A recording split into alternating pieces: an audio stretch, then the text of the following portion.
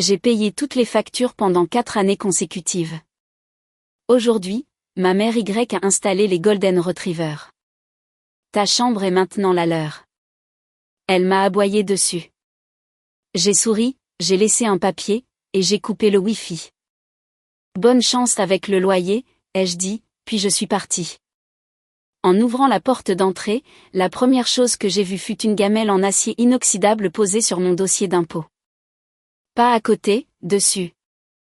Il y avait 2 Golden Retrievers dans ma chambre, l'un sur mon lit et l'autre faisant le tour du bureau où je faisais la paix tous les jeudis soirs, et ma mère se tenait dans le couloir, les bras croisés. Comme si elle avait enfin corrigé un problème qu'elle avait été forcée de tolérer trop longtemps. Ta chambre est la leur maintenant, a-t-elle dit. Tu peux utiliser le canapé jusqu'à ce que tu trouves autre chose. J'avais payé toutes les factures de cette maison pendant 4 années consécutives. Le loyer, Internet, électricité, quand mon père prenait du retard, les courses quand ma mère se traitait de entre 2 chèques tous les 2 mois. Je tenais encore mon sac de travail quand l'un des chiens a marché sur mon oreiller et ma sœur a ri depuis la cuisine comme si c'était mignon, comme si je devais trouver du charme à être remplacée par quelque chose qui a un jouet à mâcher. Je n'ai pas crié. J'ai regardé la lumière du routeur clignoter en vert sur l'étagère près des escaliers, l'enveloppe jaune du bail à moitié cachée sous un flyer de course, et la feuille de papier pliée dans ma main. 48 heures plus tard, ce papier allait avoir plus d'importance que quiconque dans cette maison ne le comprenait. Si les histoires de lignée familiale qui se croisent vous touchent vraiment, comme celle-ci, abonnez-vous avant que je ne continue, mais seulement si vous en voulez sincèrement plus. Et si vous avez déjà été utile dans une maison sans jamais vous y sentir en sécurité, laissez-moi un rapide commentaire. Quoi qu'il en soit, je suis restée là avec des poils de chien flottant déjà dans ma chambre comme si j'étais mort et que personne ne s'était donné la peine de me le dire. Ma mère avait enlevé ma literie avant que je ne rentre du travail.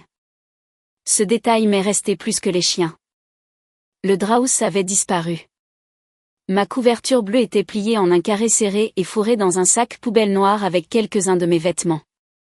Pas même une valise, juste un sac poubelle posé près du placard à linge comme si j'étais une ordure temporaire à gérer. Ma sœur, Manon, s'appuyait contre le comptoir de la cuisine en leggings et un sweat trop grand de l'université qu'elle n'avait jamais payé elle-même. Elle tenait un de ces sacs de friandises naturelles chères avec fermeture refermable. Ils avaient besoin de place, a-t-elle dit. Tu es à peine à la maison.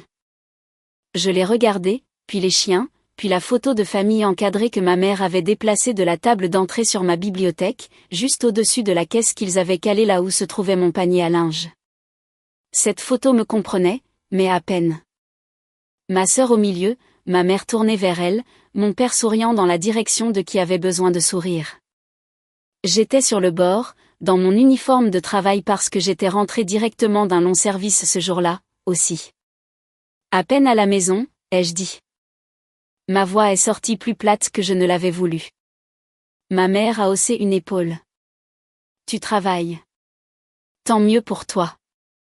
Ça ne veut pas dire que 2 chiens doivent rester entassés dans le salon toute la journée juste parce que tu es territorial. Territorial.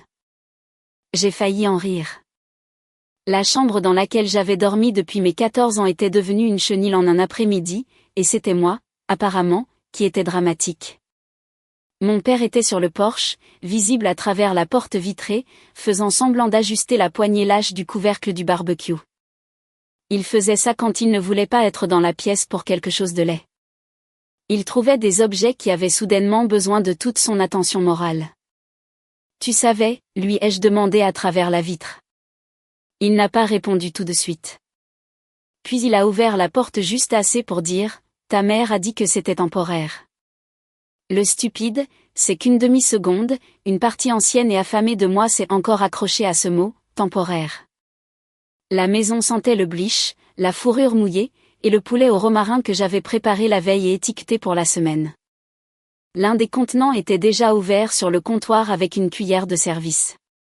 Ma sœur avait donné une partie de ça au chien.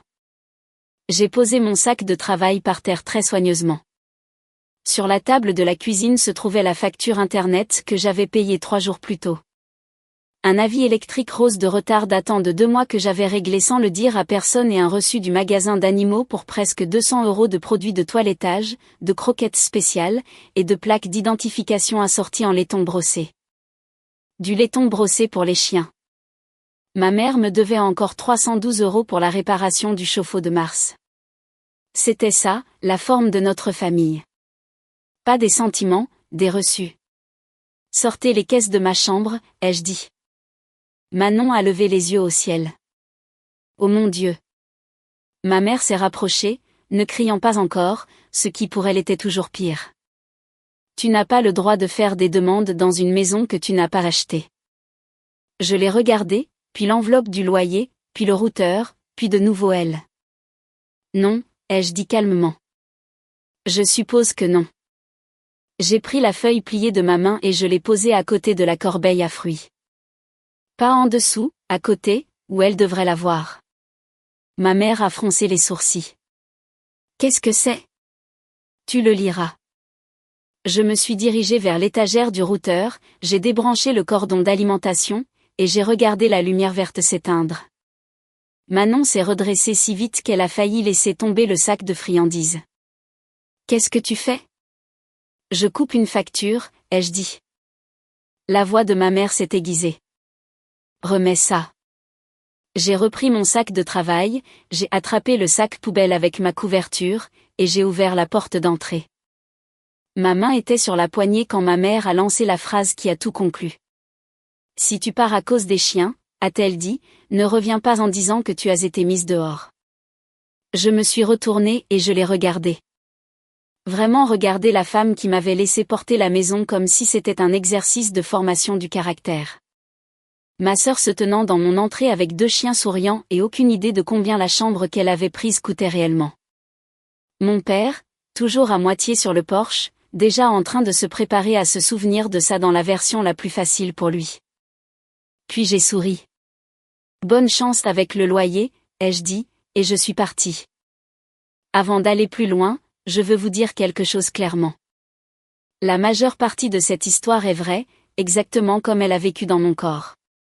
J'ai changé quelques détails sur le calendrier et les spécificités du foyer pour pouvoir la raconter clairement sans y entraîner des personnes innocentes. Et j'ai utilisé un peu d'aide pour façonner le langage car certains souvenirs reviennent par morceaux, pas dans l'ordre. Mais le cœur de l'histoire est réel. Si vous avez déjà été celle qui maintient une famille unie tout en disant que c'est juste de l'aide, vous savez déjà à quel point il est facile de disparaître dans sa propre utilité. C'est là que cela a commencé. Pas avec les chiens. Avec la première enveloppe de loyer, que ma mère a fait glisser sur la table comme si cela la gênait de la toucher. C'était 4 ans plus tôt, fin août, assez chaud pour que le ventilateur de la cuisine ne fasse que pousser l'air chaud d'un côté de la maison à l'autre. Je venais d'avoir 23 ans. Je travaillais au support paie pour une entreprise de distribution régionale pendant la journée et je faisais de la comptabilité le week-end pour un petit couvreur parce qu'un travail couvrait les courses et la moitié d'une facture, mes 2 emplois me faisaient me sentir moins fragile. Les heures de mon père avaient encore été réduites. Ma mère avait commencé à utiliser l'expression « saison difficile » comme si c'était une météo, comme si nous restions tous immobiles assez longtemps, cela pourrait passer au-dessus du toit sans rien emporter. Je me souviens de cette enveloppe parce que le coin était humide à cause d'un verre de thé sucré, et parce qu'elle ne me regardait pas quand elle l'a dit. Juste pour 1 mois, m'a-t-elle dit, jusqu'à ce que ton père rattrape. Le loyer était de 1 475 €. J'avais 2 110 € sur mon compte courant, 340 € d'épargne, et un prélèvement automatique de prêt étudiant dû dans 6 jours. J'ai quand même payé le loyer ce soir-là. Cela aurait dû me sembler un sauvetage. Au lieu de cela, j'ai eu l'impression de franchir une ligne sur laquelle je ne serais pas autorisée à revenir. Le lendemain matin, il y avait une note sur le frigo de la main de ma mère. Merci, bébé. Nous allons arranger ça. En dessous, épinglé avec un aimant tomate, se trouvait la confirmation de commande en ligne de Manon pour des sandales blanches à plateforme dont elle avait besoin pour une fête du travail. 89,92 €. C'était ma famille dans un seul cadre. Mon argent se transformant en survie, leur argent en humeur. Je n'ai rien dit à ce moment-là. C'était un de mes angles morts pendant des années. J'ai confondu rester calme avec rester respecté. Au début, cela ressemblait vraiment à temporaire. Un mois est devenu 3. 3 est devenu un schéma.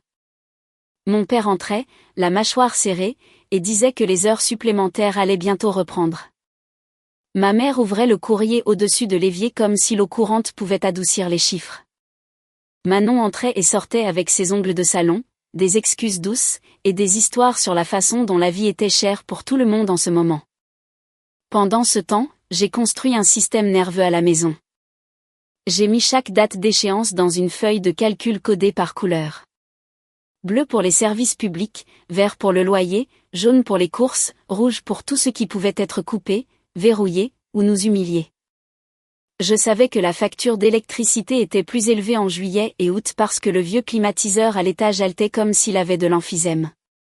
Je savais que la facture d'eau augmentait chaque fois que Manon rentrait parce qu'elle se douchait comme si le chagrin était stocké dans la vapeur. Je savais exactement combien de jours je pouvais faire flotter Internet avant que les frais de retard ne soient affichés. 21. Je le savais parce que je continuais de le payer.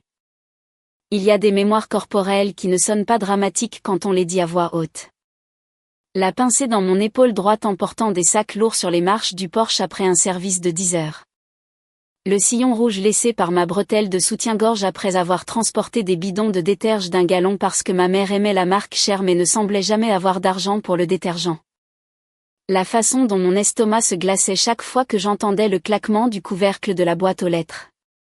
Pas de la peur exactement. La reconnaissance. Les factures avaient un son. La dépendance aussi. Une nuit, cet hiver-là, le chauffage s'est éteint juste après minuit, mon père a frappé à ma porte au lieu d'appeler une entreprise de réparation parce qu'appeler une entreprise signifiait dire à voix haute que nous ne pouvions pas nous le permettre. Je l'ai trouvé dans le couloir, en chemise thermique et jean, tenant une lampe de poche sous son menton. Il avait l'air plus vieux sous cette lumière, plus petit aussi. « Tu te débrouilles bien avec ça ?» a-t-il dit. Pas « je suis désolé de te réveiller ». Pas « merci ». Juste la traduction familiale de compétence. Viens réparer ce que nous ne pouvons pas payer pour réparer. Je ne savais pas réparer une chaudière. Ce que je savais, c'était qui appeler, comment paraître ferme, et quelle carte avait encore assez de crédit pour survivre à des frais de service jusqu'à vendredi. La technicienne est arrivée à 2h13 du matin. Un condensateur, 312 €. J'ai payé depuis mon téléphone en étant pieds nus sur le carrelage froid, un bras enroulé autour de moi. Et avant le matin, ma mère disait à ma tante au téléphone sur haut-parleur que Dieu merci Richard s'en était occupé avant que les tuyaux ne s'aggravent. J'étais encore dans la cuisine quand elle a dit ça, tenant encore le café que j'avais fait pour nous tous. Elle m'a regardé droit à travers. Ce fut un autre changement. Pas la première fois que je payais. La première fois que j'ai compris qu'ils étaient déjà en train de réécrire le paiement pendant que j'étais encore là. Les preuves s'empilaient dans de petits objets ménagers stupides. Le compte internet était à mon nom parce que ma mère avait manqué 2 rendez-vous et que le fournisseur avait refusé une 3e installation de courtoisie. Le réinitialisation de connexion électrique allait à mon email. Le numéro de reward des courses était le mien. Le contact du plombier d'urgence était enregistré dans mon téléphone sous « Maison ». Ne pas ignorer. Mon bureau dans cette chambre était une vieille porte creuse posée sur 2 classeurs d'une vente aux enchères scolaires. Je faisais l'appel à tous les jeudis soirs avec une bouillotte derrière le bas de mon dos et une tasse en céramique ébréchée qui disait « La meilleure fille du monde en lettres d'or qui s'efface ». Manon m'a offert cette tasse un Noël quand elle avait 16 ans et s'est sentie sentimentale pendant exactement 48 heures. Ma mère aimait pointer mon ordinateur portable et dire « Tu as la vie facile. Tu t'assois juste dans ta chambre. » Assise, comme si la maison ne fonctionnait pas toute seule en dehors des murs de ce qui ressemblait à de l'assise. Comme si garder 6 comptes à flot n'était pas un passe-temps que j'avais choisi parce que j'aimais les chiffres. Comme si ma chambre n'était pas déjà plus un bureau qu'une chambre, plus une aire de chargement qu'un lieu. L'autonomie est partie doucement au début. D'abord mon argent, puis mes soirées, puis la surface de mon bureau, puis mon droit de fermer la porte sans que quelqu'un ne frappe pour demander si j'avais vu la facture de gaz. Puis mon droit d'être fatigué. Ma mère m'aimait le plus quand j'étais utile et silencieuse. Mon père m'aimait le plus quand je rendais le problème plus petit sans le faire se sentir petit. Manon m'aimait le plus quand j'agissais comme si ses urgences étaient accidentelles. Un printemps, elle est revenue vivre avec nous après une rupture, avec 3 valises, un ring light, et sans emploi. Ma mère lui a donné le plus grand placard. J'ai reçu des excuses par écrit et une promesse que ce ne serait que jusqu'à ce qu'elle soit de nouveau stable. 16 mois plus tard, elle y était toujours. Puis sont arrivés les chiens. Pas tous à la fois. D'abord des photos, puis des histoires, puis des visites le week-end, puis des jouets à mâcher près du canapé. Puis un commentaire à moitié en plaisantant de ma mère un mardi soir alors que je réconciliais la facture d'eau. Ils sont probablement plus heureux dans ta chambre de toute façon, a-t-elle dit. Tu n'y es jamais sauf pour dormir. J'ai levé les yeux si vite que mon cou a cliqué. Elle a ri comme si elle avait seulement voulu taquiner. Mais c'est ainsi que les choses réelles ont commencé dans notre maison. Comme des blagues. Comme si vous avertir d'une voix assez petite effaçait la menace. 3 jours avant que je ne rentre à la maison et que je ne trouve les caisses dans ma chambre, Madame Ortega du bureau de location a appelé pendant que j'étais au travail. Je voulais juste vérifier le dossier de renouvellement, a-t-elle dit. Et j'ai besoin de clarification sur la situation des animaux avant que quoi que ce soit ne soit signé. Je suis entrée dans la cage d'escalier pour prendre l'appel. Situation des animaux ? Ai-je demandé. Il y a eu une pause au téléphone. Oui, a-t-elle dit prudemment. J'ai été informée que 2 retrievers résident maintenant dans la propriété. Personne ne m'avait parlé de cette partie de l'histoire qui avait déjà quitté la maison. J'ai quitté l'escalier au travail, mon téléphone toujours à la main, mon pouls battant fort dans ma gorge. Madame Ortega du bureau de location avait une de ces voix prudentes que les gens utilisent quand ils peuvent dire qu'ils sont entrés accidentellement dans une situation familiale et ne veulent aucune part du bain de sang. Je suis désolée, a-t-elle dit quand je lui ai demandé de répéter. Votre mère a déposé le dossier de renouvellement hier. Elle a dit que l'addendum pour animaux de compagnie avait déjà été discuté avec vous. J'ai regardé à travers le panneau de verre de la porte de la cage d'escalier vers l'entrepôt en dessous. Chariots élévateurs, lumière fluorescente, homme en gilet réfléchissant déplaçant des palettes comme si le monde était encore organisé. Non, ai-je dit que ce n'était pas le cas. Une autre pause. Puis elle a baissé la voix. Votre nom est indiqué comme garant financier principal sur le dossier actuel. C'est pourquoi je vous appelle. Cette phrase a changé la pièce autour de moi. Jusqu'alors, je pensais encore en termes familiaux. Ma chambre, ma mère, mes factures, les chiens de ma sœur. Madame Ortega venait de traîner tout le désordre dans un langage plus froid. Responsabilité, garant, dossier. Je veux que vous me disiez exactement ce qui a été soumis, ai-je dit. J'avais un bloc-notes sur mon bureau. Je suis retournée, j'ai fermé la porte de mon bureau et j'ai écrit pendant qu'elle parlait. Une demande de renouvellement. 2 chiens non enregistrés. Un changement de composition du foyer. Occupation projetée inchangée. Revenu du garant principal au dossier. Les miens. Fiche de paie jointe. La mienne. J'ai arrêté d'écrire. Quelle fiche de paie ? Celle d'avril. Je l'avais donnée à ma mère en avril parce qu'elle avait dit que la compagnie d'assurance automobile avait besoin d'une preuve de résidence après un problème de tarif. Je me souviens du papier parce que l'imprimante à la maison manquait de magenta et que le logo de mon entreprise en haut ressemblait à un violet meurtri. Elle avait utilisé mes revenus pour renouveler la maison et y installer les chiens.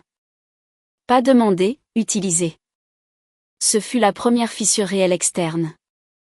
Pas d'émotion, pas de souvenir. Du papier. Rien ne sera signé, ai-je dit. Madame Ortega a exhalé doucement. Je pouvais entendre même au téléphone. J'espérais que vous diriez ça. Il y a aussi la question des arriérés. J'ai aussi écrit ça. Un arriéré. Il y a eu un paiement partiel le mois dernier. Elle a dit qu'il manquait 200 €. Nous avons annulé l'affichage tardif à cause de votre historique de paiement. Mon historique de paiement, pas notre historique de paiement. Le mien. J'ai ouvert mon compte courant avec ma main libre et j'ai senti cette baisse froide et familière dans mon estomac. J'avais payé le montant total. Chaque centime. Je le savais parce que je me souvenais encore du nombre exact et de la note stupide que j'avais écrite dans le champ mémo. Loyer de mai. Gérez-le. 200 € avaient disparu entre mon compte et le bureau de location. Je lui ai demandé de m'envoyer le relevé par email. Elle l'a fait pendant que nous étions encore au téléphone. 7 secondes plus tard, la notification est arrivée. J'ai ouvert le PDF. Il était là. Charge mensuelle. Avertissement de violation d'animaux non encore affiché. Ajustement du solde antérieur. Crédit de gestion partielle. Paiement reçu, montant dû, 200 €. Et en bas, en petite note, une ligne qui a figé mes mains. Le résident a déclaré que la co-garante, sa fille, continuerait à couvrir les déficits. Le résident a déclaré, ma mère avait non seulement utilisé mes revenus, mais elle avait parlé en mon nom pour mon avenir. Je me suis assise en arrière sur ma chaise de bureau et j'ai regardé la feuille de calcul à l'écran, les lignes des entrées de paie des autres personnes se brouillant pendant une seconde. Mon corps devenait toujours étrangement pratique quand j'étais la plus en colère. Pas tremblante, pas en pleurs, juste très, très précise. J'ai posé une autre question à Madame Ortega. Si je me retire en tant que garant, que se passe-t-il? Elle a hésité, mais pas longtemps. Alors le renouvellement est réévalué sans vos revenus. Et si le défaut actuel n'est pas réglé, un avis serait émis. Combien de temps? Légalement, selon la réponse, pas longtemps. Je l'ai remercié, j'ai raccroché et j'ai ouvert un nouveau fichier sur mon ordinateur portable. Maison. C'est tout ce que j'ai nommé. À l'intérieur, j'ai tout mis. Le relevé du bail, mes confirmations de paiement des 11 derniers mois, les captures d'écran des paiements automatiques des services publics, le compte internet à mon nom, le compte électrique lié à mon email, la facture du plombier, le reçu de la chaudière, la charge du chauffe-eau. 4 ans de travail invisible avaient laissé une trace écrite après tout. Pas du genre dramatique, pas de boîte de tribunal, de confession notariée. Juste la preuve qu'à chaque fois que la maison inspirait, elle avait utilisé mes poumons. À 15h40 cet après-midi-là, mon père m'a envoyé un SMS pour la première fois en 9 jours. Tu peux t'arrêter pour acheter de la nourriture pour chien sur le chemin du retour? Pas de point d'interrogation, pas de bonjour, pas de mention de ma chambre. J'ai regardé le texte jusqu'à ce que l'écran s'éteigne. Puis j'ai verrouillé mon téléphone et je suis retournée au travail. Ce fut la deuxième fissure. Pas qu'il ait demandé, mais qu'il ait demandé comme si rien n'avait changé, comme si mon rôle dans la maison était resté intact, même après que ma place à l'intérieur ait été réaffectée à 2 animaux avec des plaques assorties en laiton brossé. À 18h15, j'ai conduit plus lentement que d'habitude. Pas lentement dramatique, lentement comptable. Mon esprit faisait des colonnes.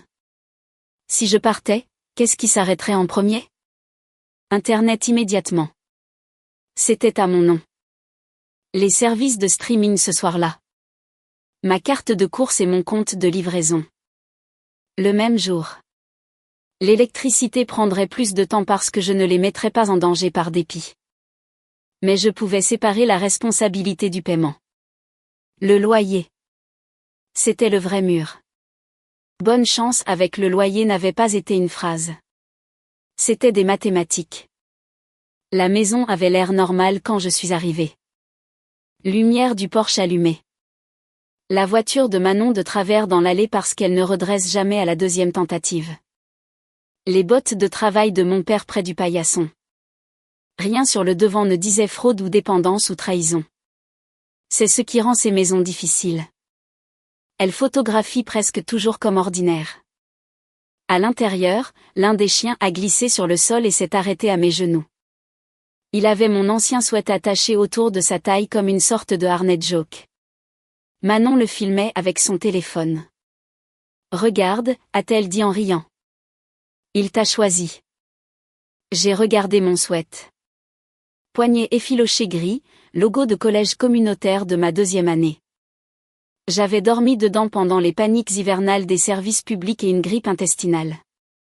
Et la nuit où j'ai pensé pouvoir enfin économiser assez pour partir. Quelque chose en moi s'est figé. Enlève ça de lui, ai-je dit. Ma mère était à la cuisinière, faisant dorer de la dinde hachée dans la poêle que j'avais achetée à Noël dernier parce que l'ancienne commençait à perdre des flocons noirs dans la nourriture. Elle ne s'est pas retournée. Tu es de mauvaise humeur encore, a-t-elle dit. Encore ? Ce mot ? Comme si le problème était ma réaction récurrente, pas leur vol récurrent. J'ai posé mes clés sur le comptoir et je suis allée directement au frigo. Là, sous l'aimant tomate, se trouvait une page dactylographiée que je n'avais jamais vue auparavant. Attentes de la maison, pas des règles, des attentes. C'était purement ma mère. Titre plus doux, même collier de contention. Elle listait les heures de silence, le nettoyage partagé de la cuisine, les horaires d'alimentation des chiens, les adaptations de planning de la salle de bain, et vers le bas, une ligne en gras. La chambre arrière est maintenant désignée comme espace de sommeil soin pour les animaux. J'ai lu une fois, puis encore, puis je l'ai regardé. Tu as tapé ça, elle a remué la dinde. J'ai dû mettre un peu d'ordre dans la maison. De l'ordre. Ce fut la 3e fissure parce que les choses tapées signifiaient préméditation.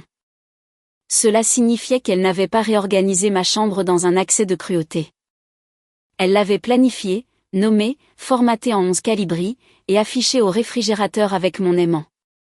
Manon s'est penchée par-dessus l'îlot pour voir ce que je lisais et a eu un petit rire de reniflement comme si j'étais dramatique pour des fournitures de bureau.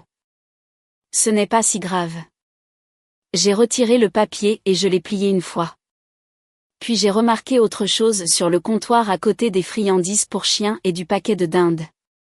Un dossier ouvert du bureau de location. À l'intérieur se trouvait le formulaire de renouvellement. De la main de ma mère, sous les notes sur les occupants, elle avait écrit « La fille peut se retirer progressivement au cours du prochain terme. Sœurs et animaux permanents. » Mon corps a réagi avant mes pensées. La chaleur est montée dans ma nuque. Il planifiait ma sortie avec mon crédit. Mon père est entré par la porte arrière juste à ce moment-là, portant un sac de glace comme s'il avait chronométré son entrée pour manquer la première explosion. Il a vu le papier dans ma main, a vu mon visage, et s'est arrêté. « Qu'est-ce qui s'est passé ?» a-t-il demandé. « Pas qu'est-ce que c'est ? Qu'est-ce qui s'est passé ?» Parce qu'il savait que quelque chose s'était passé. J'ai tenu le formulaire de renouvellement. « C'est toi qui me le dis, ai-je dit. Quand exactement allais-je entendre que je me retirais progressivement de la maison que je finance ? Personne n'a répondu. La pièce a changé. On pouvait le sentir. Même les chiens se sont tus. Manon a regardé ma mère. Ma mère a éteint le brûleur et s'est tournée complètement vers moi pour la première fois ce jour-là. Nous essayons de faire ça en douceur, a-t-elle dit. En douceur. J'ai ri alors, un son bref et laid qui ne ressemblait même pas au mien. C'est à ce moment-là que mon père a finalement lu la page par-dessus mon épaule et a dit la première chose utile qu'il ait dite depuis des mois. Tu as utilisé ma fiche de paie. Ma mère a rétorqué sans le regarder. Quelqu'un devait maintenir cet endroit stable. Là, c'était. Pas d'excuses, pas de déni. Juste la religion familiale en une phrase. Ce qu'elle a pris comptait comme gestion. Ce que j'ai donné comptait comme attente. J'ai plié le formulaire de renouvellement et je l'ai glissé dans mon sac de travail. Ma mère a fait un pas vers moi. Remets ça. Non, ça ne t'appartient pas. Je l'ai regardé une longue seconde, puis la facture internet que j'avais payée, puis la feuille d'attente tapée dans ma main, puis le chien portant mon sweat. Puis mon père, enfin assez pâle pour comprendre que le problème avait échappé au langage familial et était entré dans les conséquences. C'est là que je dois faire une pause une seconde et vous demander quelque chose de réel. Si vous avez déjà été qualifié de difficile exactement au moment où vous avez cessé d'être utile, mettez un 1 dans les commentaires. Pas pour le drame, juste pour savoir que je ne parle pas à des murs vides. Car c'était la nuit où j'ai compris qu'il ne pensait pas que je partirais. Il pensait que je m'adapterais. J'ai posé le papier sur le comptoir entre nous. Vous n'avez pas besoin d'ordre, ai-je dit calmement. Vous avez besoin d'un nouveau plan. Et cette fois quand je suis retournée dans ma chambre, ce n'était pas pour dormir. J'y allais pour inventorier ce qui m'appartenait encore avant que la maison ne commence à mentir à ce sujet aussi. J'ai verrouillé la porte de ma chambre cette nuit-là pour la première fois depuis des mois et je me suis assise par terre le dos contre elle, mon sac de travail ouvert, mes genoux remontés, et les chiens faisaient les 100 pas de l'autre côté comme si j'étais l'intruse maintenant. La chambre sentait les croquettes, ma vieille lessive à la lavande, et ce que la panique fait à l'intérieur de ta bouche. J'ai commencé à faire des piles. Ce qui m'appartenait, ce que j'avais payé, ce que je pouvais prouver, ce dont il mentirait au matin. Les choses pratiques venaient en premier parce que c'était toujours le cas avec moi. Ordinateur portable, chargeur, dossier d'impôt, identifiant des services publics, mes bulletins de salaire, l'enveloppe avec la facture de la chaudière, le reçu du chauffe-eau de mars. Le numéro de compte internet que j'avais écrit au dos d'une vieille carte d'anniversaire parce que j'étais trop fatiguée ce soir-là pour trouver du vrai papier. Puis la pile étrange. Shampoing pour chien sur mon bureau. Jouet à mâcher sous ma chaise. Un post-it rose de la main de ma mère collé sur mon miroir. S'il vous plaît, gardez la porte ouverte pour la circulation de l'air. Pour la circulation de l'air. Comme si ma chambre était devenue un réglage d'appareil. J'ai attrapé l'enveloppe jaune du bail que j'avais vue sous le flyer de course dans la première partie de ce désordre, et elle n'était plus là. J'ai vérifié le tiroir du bureau, l'étagère du placard, sous le matelas. Disparu. C'est à ce moment-là que la menace est passée de l'insulte au compte à rebours. J'ai rappelé Miss Ortega à 20h17, espérant tomber sur la messagerie vocale. Elle a répondu à la 3e sonnerie comme si elle m'attendait. Si le renouvellement est traité demain, ai-je dit, et que mes revenus sont toujours attachés, que se passe-t-il? Elle n'a pas arrangé les choses. Alors tu es exposé pour 12 mois supplémentaires à moins que nous ne le gelions d'abord. Gelons-le d'abord. Mes doigts se sont resserrés autour du téléphone. De quoi avez-vous besoin de moi? Vous devez vous présenter en personne avant midi, a-t-elle dit. Photo d'identité, non-consentement écrit, et preuve à l'appui que vos revenus ont été soumis sans autorisation. Si les documents falsifiés ou réutilisés sont déjà en cours d'examen de conformité, le timing est important. Le timing. Voilà. Si je manque midi, elle a été silencieuse une demi-seconde de trop. Alors ça devient plus difficile. Plus difficile en langage de bureau. Pas impossible, juste cher, lent, humiliant, et probablement en forme de famille. Je n'ai pas beaucoup dormi. Vers 1h du matin, j'imprimais encore des confirmations bancaires depuis mon ordinateur portable pendant qu'un des chiens gémissait dehors et que ma mère faisait claquer la vaisselle dans la cuisine plus fort qu'il ne le fallait. À 6h10, mon père a frappé une fois, pas assez désolé pour frapper 2 fois. Tu es levé, a-t-il demandé à travers la porte. Je travaille. Il est resté là 1 seconde. Ta mère est contrariée. J'ai failli dire quelque chose de cruel. Au lieu de cela, j'ai regardé la fine bande de lumière sous la porte et j'ai dit, j'ai remarqué. Il a laissé échapper un souffle. Le genre que les hommes utilisent quand ils veulent du crédit pour se sentir mal au lieu de responsabilité pour avoir fait quelque chose. Peut-être ne rend pas ça plus grand que ce que c'est. Cette phrase aurait pu construire une ville dans ma famille. Ne rend pas ça plus grand. Pas nous avons pris ta chambre. Pas nous avons utilisé ta fiche de paie. Pas nous avons listé tes revenus pour garder la maison. Juste ne pas faire en sorte que la conséquence soit plus forte que le vol original. J'ai regardé la feuille d'attente tapée sur mon bureau et j'ai senti quelque chose en moi passer de la blessure à la décision. Si vous avez déjà été celle à qui on a dit de rester petite pour que tous les autres puissent rester à l'aise, laissez-moi un rapide « moi aussi » dans les commentaires. Je veux dire que certaines familles peuvent survivre de votre travail pendant des années et appeler toujours votre réaction la vraie perturbation. À 7h40, j'étais habillée pour le travail avec 2 dossiers dans mon sac et mon estomac creusé par le café et l'appréhension. Quand j'ai ouvert la porte de ma chambre, Manon était assise en tailleur dans le couloir en bonnet de satin, l'un des chiens dormant contre sa jambe, faisant défiler son téléphone comme si elle attendait un live stream. Tu fais vraiment tout ça, a-t-elle demandé. Tout ça signifiait refuser de cautionner ses chiens. Je l'ai contourné. Dans la cuisine, ma mère avait organisé une performance.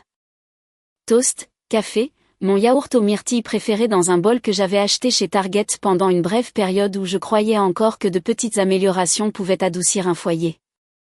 Nous devons parler comme des adultes, a-t-elle dit.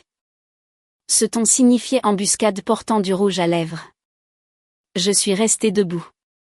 Elle a fait glisser l'enveloppe jaune du bail sur la table avec 2 doigts, comme si elle était assez généreuse pour me laisser regarder mon propre piège. Là, a-t-elle dit. Tu veux de la transparence? Lis-le. Nous essayons de stabiliser la maison. C'est tout. Je l'ai ouverte. Dossier de renouvellement, addendum pour animaux, notes sur les occupants, mes informations de paie, et épinglé derrière, une page que je n'avais jamais vue auparavant, un formulaire de continuation de garant pré-rempli avec mon nom tapé en haut et une ligne de signature vierge en bas. Vierge. J'aurais dû me sentir soulagée. Au lieu de cela, j'ai ressenti le froid de réaliser à quel point ils étaient proches. Ma mère a confondu mon silence avec de l'hésitation et a insisté. Tu restes sur le bail une année de plus, a-t-elle dit. Cela donne à Manon le temps de s'établir, à ton père le temps de rattraper, et à toi le temps d'arrêter de faire la malheureuse pour une chambre. Une chambre. Là était à nouveau leur truc préféré. Réduire la blessure aux meubles et à la peinture pour qu'il n'ait jamais à dire propriété, dépendance, remplacement, travail. Mon père est entré par la porte arrière, toujours dans sa veste de travail, bien qu'il ne parte pas avant encore 40 minutes. Il ne s'asseyait pas. Il ne s'asseyait jamais quand il y avait de la lâcheté à performer debout. Je leur ai dit que nous allions arranger ça, a-t-il dit. Dire à qui? Il a regardé le comptoir. Cela m'a suffi. Miss Ortega a appelé la maison hier soir, n'est-ce pas? Personne n'a répondu. Manon a haussé une épaule. Maman s'en est occupée. Le visage de ma mère s'est un peu durci. Je lui ai dit qu'il y avait une confusion familiale et que tu exagérais. Elle a dit que nous pourrions clarifier ça aujourd'hui. Ce fut le coup de revers. Pas seulement qu'elle y est allée la première, mais qu'elle avait déjà commencé à construire la version où j'étais instable, émotionnelle, difficile à travailler. Exactement le récit sous lequel les femmes comme moi sont enterrées quand nous cessons d'être commodes. Si Madame Ortega l'avait cru, j'aurais perdu du temps. Si la conformité avait tamponné le dossier, j'aurais perdu ma crédibilité. Si ma mère gardait le dossier à la maison, je perdais ma preuve. Et pendant une minute laide, j'ai failli céder. Pas parce qu'elle avait raison, mais parce que j'étais assez fatiguée pour imaginer combien une année de plus serait plus facile que de formaliser la rupture. C'était la fenêtre d'effondrement. Je pouvais la sentir juste là dans ma poitrine. L'ancienne formation familiale remontant comme de la poussière. Sois utile. Sois silencieuse. Supporte le coup le plus long. Ma mère a vu ça se produire et a souri le plus petit des sourires. Puis elle a fait son erreur. Elle s'est penchée, a tapoté la ligne de signature vierge et a dit, signe juste et arrête de faire ta dramatique. Nous savons toutes les deux que tu ne vas nulle part. Nous savons toutes les deux. J'ai regardé la ligne, le bol que j'avais acheté, la feuille de calcul des services publics pliée dans mon sac, mon père qui ne pouvait toujours pas me regarder dans les yeux, ma sœur caressant un chien dans mon couloir pendant que ma chambre restait ouverte pour la circulation de l'air. Et quelque chose en moi s'est figé de la manière la plus pure possible. J'ai pris tout le dossier. Ma mère s'est levée si vite que sa chaise a raclé. Pose ça. Non, ça appartient à cette maison. Ça appartient à la personne que tu as essayé d'obliger avec ça. Elle s'est approchée de moi. Manon aussi. Mon père s'est finalement interposé entre nous, pas assez courageux pour prendre mon parti, juste assez effrayé pour ralentir la scène. Tu ne peux pas partir avec ça. Ma mère a rétorqué. Si tu pars, ne t'attends pas à revenir ici et à réclamer quoi que ce soit. Je l'ai regardé, vraiment regardé, et pour la première fois, la peur dans la pièce n'était pas la mienne. Je ne réclame rien, ai-je dit. Je mets fin à tout ça. J'ai attrapé mon sac, mes clés, et le sac poubelle avec ma couverture. Derrière moi, la voix de ma mère a craqué en quelque chose de plus aigu, plus laid. Si tu sabotes ce bail, je leur dirai que tu nous as abandonnés. Je leur dirai que tu as promis de payer. Je leur dirai que ce dossier a été volé. Ma main s'est resserrée sur la poignée de la porte. Là, c'était la menace complète enfin. Debout, timing, récit, maison, tout cela. J'ai quand même ouvert la porte parce qu'à ce moment-là, je savais exactement ce que je devais faire avant midi et exactement quelle note j'allais laisser quand je reviendrais. Je suis allé directement de la maison au bureau de location avec mon sac de travail sur le siège passager, le dossier de renouvellement jaune à côté, et la voix de ma mère encore dans mes oreilles. Je leur dirai que tu nous as abandonnés. Il était 9h06 quand je me suis enregistrée. Madame Ortega attendait déjà avec un homme mince en pull à col rond bleu marine et lunettes de lecture, qui s'est présenté comme Dean Holloway, gestionnaire immobilier régional. Il avait le regard que certains hommes ont après 20 ans à traiter les mensonges des locataires pour vivre. Pas méchant, juste déjà peu impressionné d'avance. Ils m'ont emmené dans le bureau arrière, pas le lobby. Cela avait de l'importance. Cela signifiait que cela avait déjà dépassé la confusion familiale et était entré dans la correction des dossiers. J'ai tout posé sur la table.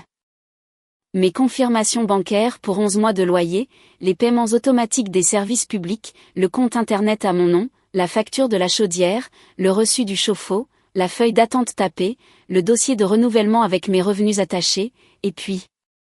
Parce que je ne voulais laisser aucune place au ton pour faire le travail de la vérité, j'ai remis à Dean la fiche de paie d'avril que ma mère avait copiée et l'email de mon portail d'entreprise montrant quand je l'avais téléchargé. Il a lu en silence. Madame Ortega a lu plus vite, ses lèvres se serrant par petits éclairs. Quand elle est arrivée à la note sur les occupants, la fille peut se retirer progressivement au cours du prochain terme. Sœurs et animaux permanents. Elle a posé le papier très soigneusement. Pour mémoire, a dit Dean en me regardant par-dessus le dossier. Avez-vous autorisé la soumission d'un renouvellement, d'un addendum pour animaux ou d'une continuation de garant? Non. Avez-vous consenti à l'utilisation de vos revenus pour soutenir ce renouvellement? Non. Avez-vous fait ou autorisé la déclaration que vous continueriez à couvrir les déficits du foyer? Non. Il a hoché la tête une fois et a fait glisser un formulaire sur la table. Affidavit de non-consentement. Il y a un son que le papier fait quand il cesse d'être du papier de ménage et devient du papier institutionnel. Plus propre, plus froid. J'ai signé. C'était la vague 1. À 9h24, le renouvellement a été gelé. Mon nom a été marqué comme hors continuation de garant. L'addendum pour animaux a été rejeté en attendant les finances approuvées du résident et l'inspection. Et parce que le foyer était déjà en déficit de 200 € avec des animaux non approuvés dans la propriété, Dean a généré un avis de mise en demeure pendant que j'étais assise là et regardais sortir de l'imprimante. 3 pages. Solde dû. Violation non autorisée d'animaux. Retrait de garant reconnu. Requalification du résident requise. Je ne me sentais pas triomphante. Je me sentais comme si quelqu'un avait enfin traduit ma vie dans une langue que ma famille ne pouvait plus interrompre. Dean a épinglé les pages ensemble et m'a regardé une seconde de trop. Vous portez cet endroit depuis un moment. Il a dit que ce n'était pas une question. Personne ne dit que ça compte quand vous le faites en temps réel. J'ai dit que son expression avait un peu changé. Pas de la pitié, de la reconnaissance. Ça, c'est fini aujourd'hui. Il a dit que cette phrase avait eu plus d'impact que tout le reste. Pas parce qu'elle était poétique, mais parce qu'elle était administrative. Parce que les gens comme ma mère survivent en faisant en sorte que votre sacrifice semble informel, réversible, invérifiable. Dean avait fait le contraire. Il avait mis une date de fin. Madame Ortega a demandé une dernière chose avant que je ne parte. Voulez-vous que nous envoyions la notification par courrier ou préférez-vous une publication le jour même? Le jour même. Alors nous la publierons cet après-midi. J'ai hoché la tête. Puis-je être là? Dean a répondu à la place d'elle. Oui. C'était la vague 2. Pas seulement geler le dossier, mais être témoin de la correction à la maison. Je suis retournée au travail pendant 3 heures parce que je suis apparemment exactement le genre de personne qui peut formaliser un effondrement familial et répondre encore aux emails de paix avant midi. Je ne dis pas ça avec fierté, juste avec exactitude. À 12h47, j'ai reçu l'appel. Nous arrivons, a dit Madame Ortega. Je les ai rencontrés à la maison 15 minutes plus tard. Dean était venu lui-même. Il y avait aussi une coordinatrice de maintenance nommée Leia avec un presse-papier et un appareil photo parce que la documentation des animaux non approuvés nécessitait des photographies. L'ensemble aurait semblé absurde si ce n'avait pas été ma vraie vie. Ma mère a ouvert la porte avant que je n'atteigne le porche. Elle a dû voir la voiture de bureau en premier. Elle a souri comme si elle voulait la charmer. Puis elle m'a vu derrière eux. Puis elle a vu le dossier dans la main de Dean. Son visage a changé. « Qu'est-ce que c'est » a-t-elle exigé. Dean n'est pas entré. Il est resté sur le seuil, ce qui d'une manière ou d'une autre l'a rendu pire. « Madame Talbot » a-t-il dit, utilisant le nom de famille qu'elle portait toujours comme un badge moral. « Je suis ici pour poster un avis de mise en demeure et documenter une divergence de dossier concernant l'utilisation non autorisée d'un garant et des animaux non approuvés. » Les yeux de ma mère ont volé vers moi. « Tu les as appelés » Dean a répondu avant moi. Elle a fourni la documentation.